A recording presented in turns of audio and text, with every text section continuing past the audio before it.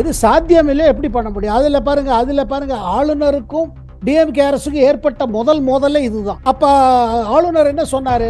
நீங்க இங்க போடுற சட்டம் வந்து தீர்ப்புக்கு எதிர்த்து இருக்குது, அப்புறம் மத்திய அரசு இருக்கிற பாலிசிக்கு எதிர்த்து இருக்குது, எப்படி நான் அப்ரூவ் பண்ண முடியும்? இதுல பாருங்க சில பிள்ளைகள்லாம் சூசைட்லாம் பண்ணிட்டாங்க. எவ்வளவு துக்கமான விஷயம் சொல்லுங்க. மிஸ்கைட் ஆகி, டோட்டல் மிஸ்கைடு தானே இது. ஏன்னா அவங்களுக்கு பாருங்க அந்த கெப்பாசிட்டி ஸ்கூல்ல அந்த மாதிரி படிப்பு கிடைக்கல அவங்களுக்கு. அந்த கல்வி அந்த மாதிரி அவங்களுக்கு டீச்சர்ஸ்லாம் அவ்வளோ அழகாக சொல்லி தரல. டீச்சர்ஸ் அந்த மாதிரி பண்றது அங்கே எல்லா இடத்துலையும் அரசியல் இருக்குதுங்க. அந்த ஆசிரியரோ இல்லை அந்த பள்ளி நடத்த அந்த ஆசிரியராக இருக்கட்டும், பிரின்சிபால்கிட்ட ஒரு குறிப்பிட்ட கட்சியோட சம்பந்தம்னா யாரும் ஒன்றும் கம்ப்ளைண்ட் கூட பண்ண மாட்டாங்க. ஏன்னா நம்ம பிள்ளைகள் எல்லாம் பாருங்க படிப்புக்காக போறாங்க, அவங்களுக்கு பாதுகாப்பு இல்லை வச்சுக்கோங்க. ஒரு பேசிக் பாதுகாப்பு எப்படி பிள்ளைகள் போவாங்க, காலேஜ் போவாங்க? அது பாருங்க, இது சென்னை மாநகரத்தில் இருக்கிற ஒரு கல்லூரியில் நடந்து, அதாவது பல்கலைக்கழகத்தில் நடந்த சம்பவம் இது. இதை நினைச்சு பார்க்கும்போது நமக்கு அப்படியே பயிர் கூச்சல் வருது. என்ன எப்படி நடக்குது? சென்னையில் கூட இப்படி ஆயிடுச்சா பாருங்க. இதே தான் என்ன இது. அப்ப சட்ட ஒழுங்கல் ஏதோ ஒரு குறைபாடு இருக்குது தெரியுது இல்லையா தமிழ்நாட்டில்? எதிர்கட்சிகள் குற்றச்சாட்டு மீண்டும் அதே கூறிட்டு இருக்காங்க. அது அண்ணாமலையா இருக்கட்டும், நம்ம எடப்பாடி சாரா இருக்கட்டும், திருப்பி சொல்றாங்க. அதை மார்க்சிஸ்ட் தலைவர்கள் கூட இப்ப பேச ஆரம்பிச்சிட்டாங்க. ஏன்னா பாருங்க, போதைப் பொருள்னா இதுல இது. ஆனா தமிழ்நாடு பொறுத்தப்பட்டு பாருங்க, போதைப் பொருளை வைத்துக்கொண்டு மத்திய அரசு ரொம்ப கவலையா இருக்குது. சிந்தட்டிக் ட்ரக்ஸ் தொடர்ந்து பார்த்தீங்கன்னா தமிழ்நாடு ஒரு ஹப் ஆயிட்டு வருது.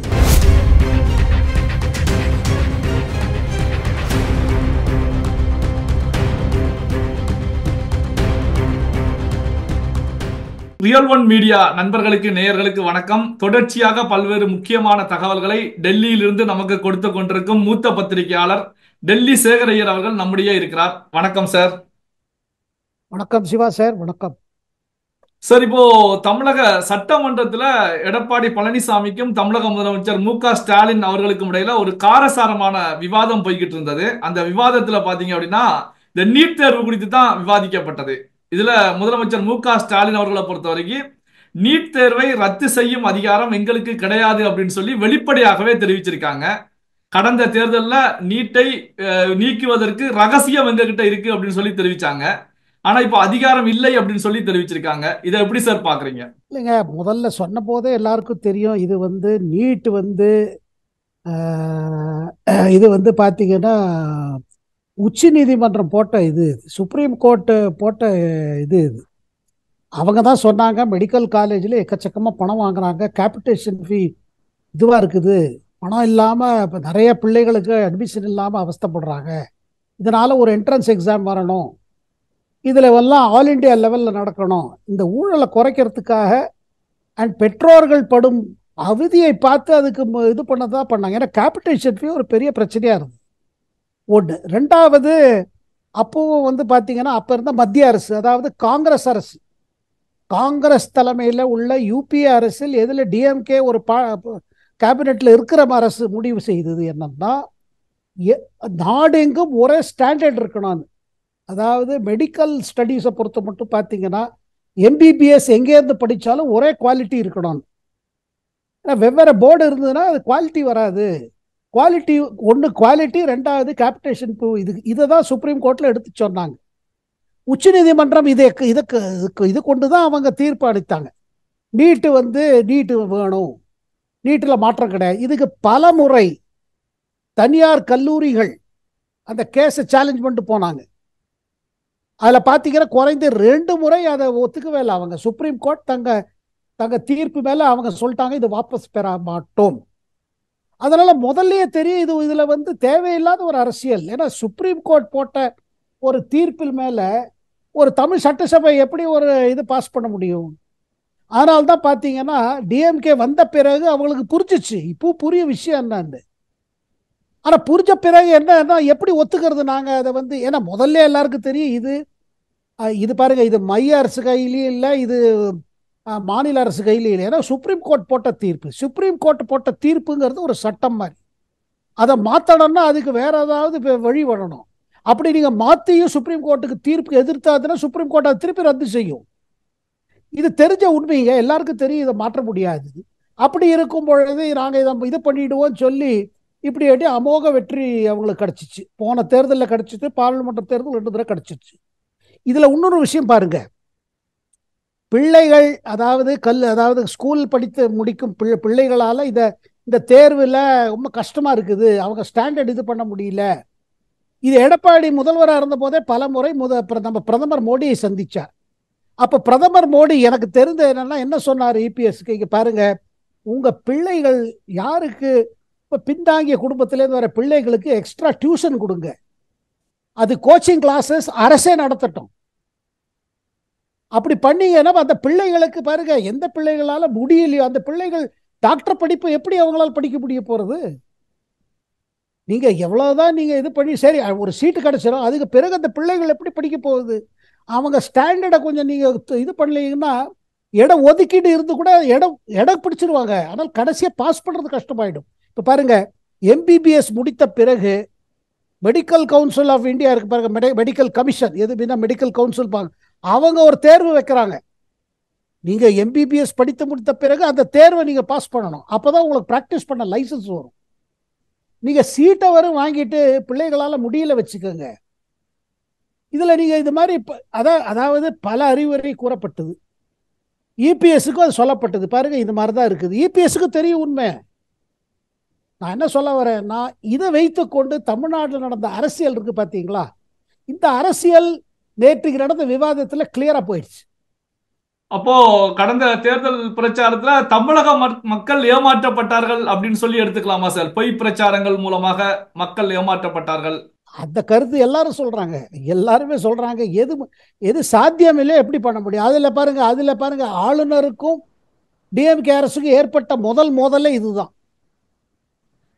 அப்ப ஆளுநர் என்ன சொன்னாரு, பை நீங்க நீங்க இங்க போடுற சட்டம் தீர்ப்புக்கு எதிர்த்து இருக்குது, அப்புறம் மத்திய அரசு இருக்கிற பாலிசி எதிர்த்து இருக்கிறது, எப்படி நான் அப்ரூவ் பண்ண முடியும்? அதாவது இருந்த பிரச்சனை என்னன்னா சட்ட பிரச்சனைங்க. அப்புறம் தீர்ப்பு இருக்கும் பொழுது அந்த தீர்ப்புக்கு எதிர்த்து எப்படி மத்திய அரசு எதிர்த்து போகும்? என்னங்க, பீகார் போற மாநிலத்தில் பிள்ளைகளுக்கு பிரச்சனை கிடையாது, அதாவது தமிழ்நாடோட மோசமான அதாவது படிப்புல மோசமான பிள்ளைகள் இருக்காங்க பீகார்ல, உத்தரப்பிரதேசத்துல, அந்த பிள்ளைகள்லாம் வராங்க. ஆனா இப்ப தமிழ்நாட்டிலையும் பாருங்க, கடந்த 2-3 வருஷத்துல நல்ல ரிசல்ட் வருதுங்க. அந்த பிள்ளைகள்லாம் பார்த்தீங்கன்னா ரொம்ப பின்தாங்கிய குடும்பங்கள், அவங்க தகப்பனாரும் தாயாரும் பார்த்தீங்கன்னா சின்ன சின்ன வேலை செய்யறவங்க, அவங்க பிள்ளைகள்லாம் ஆர்வமா படிச்சு நல்லா வர்றாங்க. தமிழ் பிள்ளைகளுக்கு என்ன புத்தி கிடையாதா? புத்திசாலி பசங்க. இதுல அரசியல் செய்து இவங்களை ஏமாற்றதை விட மிஸ்கைடு பண்ணிட்டாங்க. இது போயிடும், இது இல்லாம இருக்கும், இது தவறுங்க. ஏன்னா பிள்ளைகளுக்கு நல்ல படிப்பு, கல்லூரியில் அதாவது ஸ்கூல்ல நல்லா பாருங்க. எங்க பிரச்சனை இது, நான் இன்ஜினியரிங்க்கு நான் சொல்றேன் இதே பிரச்சனைங்க சிவா சார். இன்ஜினியரிங்ல பாருங்க, இன்ஜினியர் டிகிரி வாங்கிட்டு வந்துடுறாங்க. இப்ப மெடிக்கல் எம்பிபிஎஸ் மாதிரி ஒரு தேர்வு கிடையாது, படித்து முடித்த பிறகு இன்ஜினியரிங்ல உங்களுக்கு தேர்வு கிடையாது. நீங்க அதில் சேர்றதுக்கு ஜேஇ வேணும், சேர்ந்து படிச்சு முடிச்சுட்டு வந்துட்டீங்க. ஆனா வேலையில சேரும்போது என்ன சொல்றாங்க, பல எம்ப்ளாயர்ஸ் என்ன சொல்றாங்க, இவங்கெல்லாம் அன்எம்ப்ளாயபிள்ங்கிறாங்க, இவங்களுக்கு வேலையில நாங்க எடுத்துக்க முடியாது, ஏன்னா இவங்க எந்தமான ஒரு நாலேஜ் கிடையாது, ஒரு ட்ரைனிங் ஆகல இவங்களுக்கு, இவங்களை எப்படி நாங்க வேலையில எடுத்துப்போம்? இங்க பாருங்க, இந்த அடிப்படை பிரச்சனைகளை எந்த கட்சியா இருந்தாலும் சரி, என்ன அரசியலா இருந்தாலும் சரி, இந்த அடிப்படை தான் செய்யணும். அப்படி செஞ்சாதான் தமிழ்நாட்டுக்கு நல்ல வளர்ச்சி ஏற்படும், மக்களுக்கு லாபம் ஏற்படும். ஆனால் நீட்டில் இந்த மாதிரி முதல்வர் இந்த மாதிரி ஒரு முடிவு அதாவது ஓப்பனா சொல்றாருன்னா என்ன பாருங்க, இது ஒரு நல்ல இது. ஏன்னா இதுல இனிமே ஃபர்தரா அரசியல் கூடாதுங்க. நம்ம பிள்ளைகளோட நலனை கருதி வரப்போற காலத்துல நம்ம ஹாஸ்பிட்டல்ஸ்ல தமிழ்நாடு முழுக்கும் கிராமப்புறத்துல புது ஹாஸ்பிட்டல் வரும் பாருங்க, அதுல நம்ம பிள்ளைகள் டாக்டரா இருக்கும்போது நல்ல டாக்டரா வரணும். அந்த நல்ல டாக்டரா வர்றதுக்கு நல்ல படிப்பு இருக்கணும். சார் இப்போ முதல்வர் அவர்கள் தெரிவிச்சதுல கூட மத்திய அரசோட கையில தான் இருக்கிறது அப்படின்னு சொல்லித்தானே சார் தெரிவிச்சிருக்காங்க. நீதிமன்றம் அப்படின்னு சொல்லி நீங்க தெளிவுபடுத்துறீங்க, ஆனா மத்திய அரசுடைய கையில இருக்கிறது, மோடி அரசுடைய கையில இருக்கிறது அப்படிங்கிற வாதங்களை தான் முதலமைச்சர் முன் வச்சிருக்காங்க. அப்போ இந்த விஷயத்த மோடி மேல தூக்கி போடுகிறார் அப்படின்னு பார்க்கலாமா சார்? அது எப்போதும் அதானே நடந்துட்டு இருக்கு. எது நடந்தாலும் சரி, எது இவங்களால சமாளிக்க முடியலன்னா அது மோடி அரசு. ஏன்னா மோடி அரசுல நீங்க பழிய போட்டீங்கன்னா பாக்கி மற்றபடி அவங்க மீடியால அதை எடுத்துட்டுருவாங்க, அதை பிரச்சாரம் பண்ணுவாங்க. எதுவாக இருந்தாலும் சரி, உண்மை எது பொய் எது ஃபேக்ட் அதெல்லாம் பார்க்கறது கிடையாது. அங்க பாருங்க, இப்ப மத்திய அரசு எடுத்துக்கணும்னா என்ன, அப்ப மத்திய அரசு ஒரு சட்டத்தை கொண்டு வரணும், நாங்க ரத்து செய்கிறோம்னு. அப்படி நீங்க சட்டத்தை கொண்டு வந்தீங்க வச்சுக்கோங்க, அப்ப அதுக்கு இன்னொரு சட்டம் வரும். அந்த சட்டத்தை திருப்பியும் உயர்நீதிமன்றம் உச்ச நீதிமன்றம் ரத்து செஞ்சதுன்னா என்ன ஆகும்? அப்ப மூக்கடைப்பு, எல்லாருக்கும் மூக்கடைப்பு. அதை தவிர்த்து எல்லா மாநிலங்களும் இதுல ஒத்துக்கிறது இல்லை நீட்டை நாத்தணும்னு. நீட்டு தேர்வில் பார்த்தீங்கன்னா அதை நடத்தும் முறை, அதில் இருக்கிற இதில் சில பிழைகள் இருக்கலாம், டெக்னிக்கல் பிழைகள் இருக்கலாம், அது வேற விஷயம். அந்த பிழைகளை நாத்தி விடணும். ஆனால் நம்ம பிள்ளைகளுக்கு நல்ல கோச்சிங் கொடுத்து, அரசு தரப்புலேருந்து கோச்சிங் கொடுக்கணும். பிரைவேட் கோச்சிங், தனியார் கோச்சிங்க்கு விடக்கூடாது. அதில் பாருங்க எக்கச்சக்க பணத்தை வாங்குறாங்க, நீட்டுக்கு உங்களை ப்ரிப்பேர் பண்ணுறேன்னு. அது கூடாது. அரசே நல்ல இது நடத்தணும், நல்ல கோச்சிங் இது. அது அவங்க தலித் சமுதாயமாக இருக்கட்டும், பழங்குடியினராக இருக்கட்டும், ஓபிசியாக இருக்கட்டும், ரொம்ப ஏழை குடும்பம் வர யாராக இருந்தாலும் சரி, அவங்களுக்கு ஃப்ரீயாக நல்ல குவாலிட்டி அவங்களுக்கு ப்ரிப்பேர் பண்ணிங்க வச்சுக்க. பேஸ் நல்லா போட்டிங்கன்னா பிரமாதமான டாக்டர்ஸாக வருவாங்க. இது உண்மைங்க. இதில் அரசியல் கூடாது. இதில் பாருங்க சில பிள்ளைகள்லாம் சூசைட்லாம் பண்ணிட்டாங்க. எவ்வளவு துக்கமான விஷயம் சொல்லுங்க. மிஸ்கைட் ஆகி, இது டோட்டல் மிஸ்கைடு தானே இது. ஏன்னா அவங்களுக்கு பாருங்க அந்த கெப்பாசிட்டி ஸ்கூல்ல அந்த மாதிரி படிப்பு கிடைக்கல அவங்களுக்கு, அந்த கல்வி அந்த மாதிரி அவங்களுக்கு டீச்சர்ஸ்லாம் அவ்வளோ அழகாக சொல்லித்தரல. இப்போ பாருங்க நீட்டு இதில் உங்களுக்கு ஃபிசிக்ஸு, கெமிஸ்ட்ரி, பயாலஜி இதெல்லாம் நல்லா உங்களுக்கு டீச்சர் பாருங்க சில ஸ்கூலில் நல்லா சொல்லித்தராங்க, நல்ல நல்ல டீச்சர்ஸ் இருக்காங்க. ஆனால் நிறைய அரசு கல்லூரியில் பார்த்தீங்கன்னா படிப்பு அவ்வளோ சரியாக வரமாட்டேங்குது. டீச்சர்ஸ் அந்த மாதிரி பண்ணுறது. அங்கே எல்லா இடத்துலையும் அரசியல் இருக்குதுங்க. அந்த ஆசிரியரோ இல்லை அந்த பள்ளி நடத்த அந்த ஆசிரியராக இருக்கட்டும், பிரின்சிபாலோ ஒரு குறிப்பிட்ட கட்சியோட சம்பந்தம்னா யாரும் ஒன்றும் கம்ப்ளைண்ட் கூட பண்ண மாட்டாங்க. நம்ம கிராமப்புறத்தில் நடக்கிற அரசியல் தெரியல. அதனால குவாலிட்டி எஜுகேஷன் வேணுங்க சிவா சார்.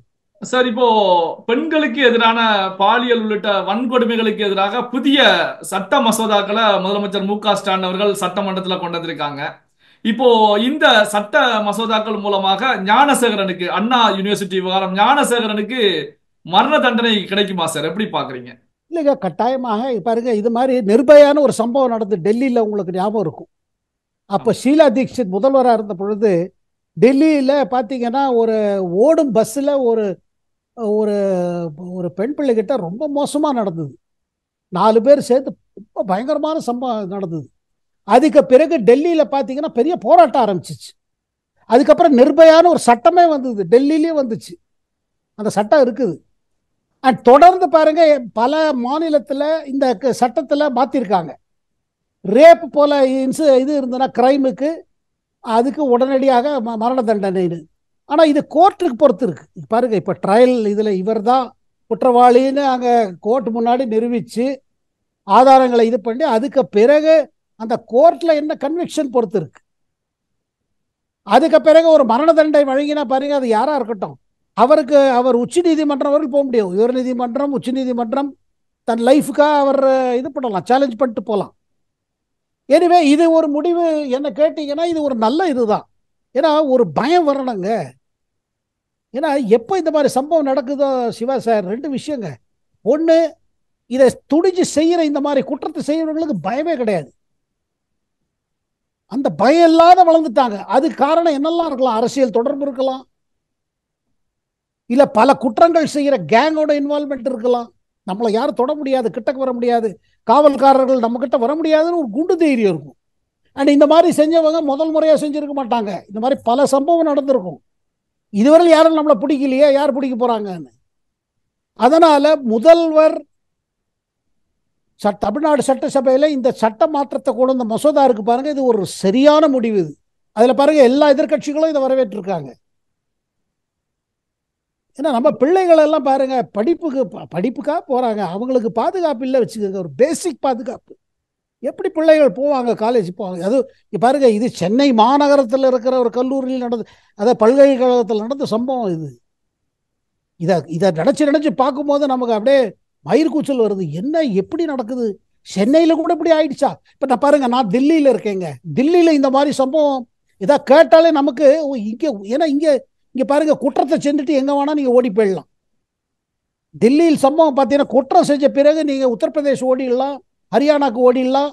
ஆனால் இப்போ கோஆர்டினேஷன் இருக்குதுங்க. ஏதாவது குற்றம் செஞ்சுட்டு போனீங்கன்னா இந்த போலீஸ் இருக்கு பாருங்க, உத்தரப்பிரதேஷ், அவங்களுக்கு ஹரியானா, ராஜஸ்தான், இவங்கெல்லாம் உடனடியாக கோஆர்டினேஷன் பண்ணிட்டுப்பாங்க. டெல்லி போலீஸ் தொடர்பு எல்லாரோடையும் இருக்கு. குற்றம் செஞ்சு அவ்வளோ ஈஸியாக தப்ப முடியாது. முக்கால்வாசி கேஸில் மாட்டின்ட்டுருவாங்க. அது கொலையாக இருக்கட்டும், ரேப் மாதிரி சம்பவமாக இருக்கட்டும். இந்த மாதிரி ஒரு சட்டம் வந்த பிறகு காவல்காரர்களுக்கு ஒரு தனி ஒரு ஆயுதம் கிடைச்சிருச்சு. அண்ட் குற்றம் செய்பவர்கள் கட்டாயமாக இது பண்ணுவாங்க. இதுல எல்லா கட்சிகளும் ஒன்னா வந்தது ஒரு வரவேற்கத்தக்க விஷயங்க. Okay sir. இதுல குற்றம் செய்யக்கூடியவர்களுக்கு பயம் விட்டு போயிருச்சு அப்படின்னு கருத்துக்களை சொல்லும் போதுதான் இன்னொரு முக்கியமான கேள்வி சார்.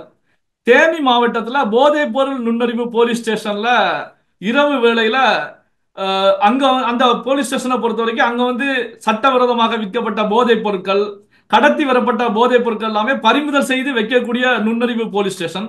அங்க திருடுவதற்கு கொஞ்சம் பேர் முயற்சி பண்ணியிருக்காங்க. இதை அக்கம் பக்கத்தில் இருக்கக்கூடியவங்க பார்த்துட்டு போலீஸ் ஸ்டேஷனுக்கு இன்டிமேட் பண்ணி அங்கு காவல்துறையினர் வரும்போது காவல்துறையினரை தாக்கி விட்டு அந்த குற்றவாளிகள் தப்பியோட முயற்சிச்சிருக்காங்க. இதை எப்படி சார் பாக்குறீங்க? இது பாருங்க, இதேதான். ஏன்னா இது அப்ப சட்ட ஒழுங்கல் ஏதோ ஒரு குறைபாடு இருக்குது தெரியுது இல்லையா தமிழ்நாட்டில். எதிர்கட்சிகள் குற்றச்சாட்டு மீண்டும் மீண்டும் அதே கூறிட்டு இருக்காங்க. அது அண்ணாமலையா இருக்கட்டும், நம்ம எடப்பாடி சாரா இருக்கட்டும், திருப்பி திருப்பி சொல்றாங்க. அதை மார்க்சிஸ்ட் தலைவர்கள் கூட இப்ப பேச ஆரம்பிச்சிட்டாங்க. தமிழ்நாட்டில் இருக்கிற இது எப்படி இருக்குது, சட்ட ஒழுங்கு நிலைமை என்ன. ஆனால் ஒன்றுங்க, போலீஸ் ஸ்டேஷனில் போய் ஒரு ஒரு திருட்டு செய்யணும், அதுவும் போதைப் பொருளை திருட்டு செய்யணும்னா ஒன்று நீங்கள் சொல்கிற மாதிரி ரொம்ப பயங்கர தைரியம் இருக்கணும், இல்லை பல பெரிய புள்ளிகளோட தொடர்பு இருக்கணும். அந்த தொடர்பில் ஏதாவது அரசியல் தொடர்பு இருக்கக்கூடும். அரசியல் தொடர்பு இல்லாமல் இந்த தைரியம் வராது போலீஸ் ஸ்டேஷனுக்குள்ளே போகிறதுக்கு. இல்லை சில காவல்காரர்களோட இதுவும் இருக்கும், உடனும் இருக்கும் இதில். ஏன்னா பாருங்க, போதைப் பொருள்னா அதில் இது. ஆனால் தமிழ்நாட்டை பொறுத்தப்பட்டு பாருங்க, போதைப் பொருளை வைத்துக்கொண்டு மத்திய அரசு ரொம்ப கவலையாக இருக்குதுங்க. சிந்தட்டிக் ட்ரக்ஸ் தொடர்ந்து பார்த்தீங்கன்னா தமிழ்நாடு ஒரு ஹப் ஆகிட்டு வருது. அண்ட் இதில் நம்ம பிள்ளைகள்லாம் இதில் பலியாகிறாங்க. நம்ம காலேஜ் பிள்ளைகள், ஸ்கூலுக்கு போகிற பிள்ளைகள் எல்லாம் இதில் சாக்லேட் டாஃபி எல்லாம் பண்ணி கொடுக்குறாங்க. ஆனால் இது போலீஸ் ஸ்டேஷனில் நடந்த சம்பவம் இல்லை சார், இது ரொம்ப சீரியஸ் சம்பவம். இது இதில் அரசியல் நடக்கும். இதில் பாருங்க, இது டிஎம்கே அரசியல் இதாகிடுச்சு நம்மளும் சொல்லிடலாம். ஆனால் அரசியலுக்கு மேலே உள்ள விஷயங்க, சில விஷயங்க இதில் காம்ப்ரமைஸே கூடாது. எந்த விதமான காம்ப்ரமைஸ் பாருங்க, தேர்தல் வரும் போகும். ஆனால் இந்த மேட்டரை நீங்கள் விட்டுட்டீங்க வச்சுங்க, தமிழ்நாடு எதிர்காலமே இதாகிடுங்க, மங்கிடும். இங்கே பாருங்க, இன்னைக்கு பஞ்சாபோட நிலைமை தெரியுமான இல்லை சார். பஞ்சாபில் இளைஞர்கள்லாம் எல்லாரும் அடிமை ஆயிட்டாங்க. பாருங்க, குடி அடிமையே நம்ம குடியை கெடுக்குன்னு சொல்கிறோம். இந்த போதை அடிமைங்கிறது அதை விட மோசங்க. பஞ்சாபில் இன்னைக்கு ரொம்ப மோசமாக இருக்குது நிலைமை. அந்த பார்டர்லேருந்து ட்ரோன் மூலமாக இங்கே தள்ளுறாங்க. அதை இங்கே இருக்கிறவங்கெல்லாம் அவங்களோட கை கொடுத்து அதை விற்பனை செய்கிறாங்க. பஞ்சாப் முழுவதும் இது பிரச்சனை. இன்னைக்கு பஞ்சாபோட முதல்வர் பகவத் மானோட பெரிய ப்ரையாரிட்டி என்ன கேட்டீங்கன்னா, அங்கங்கே டி அடிக்ஷன் கேம்ப் வச்சிருக்காரு. ஒரு ஸ்பெஷல் ஃபோர்ஸ் வரை கிரியேட் பண்ணியிருக்காங்க பஞ்சாப் போலீஸ். எனக்கு தோணுது தமிழ்நாட்டிலையும் ஒரு ஸ்பெஷல் போலீஸ் தேவைங்க. வேறு அங்கே எப்படி இதில் பஞ்சாபில் செஞ்சிருக்கிறார்களோ, பஞ்சாப் போல தமிழ்நாட்டிலும் போதைப் பொருளை கண்டுபிடித்து அவர்களை கைது செய்து தண்டனை வழங்குற மாதிரி ஒரு ஸ்பீட் கோர்ட்ஸ் எஸ்டாப்ளிஷ் பண்ணணுங்க. இதில் நம்ம மத்திய அரசோட நார்கோட்டிக்ஸ் கண்ட்ரோல் பியூரோவோடு சேர்ந்து கோஆர்டினேஷன் பண்ண வேண்டிய அவசியம் இருக்குது. ஓகே சார், பல்வேறு முக்கியமான தகவல்களை நம்முடைய ரியல் ஒன் வாய்ஸ் நேயர்களோடு பகிர்ந்து கொண்டதற்கு நன்றி சார். நன்றி.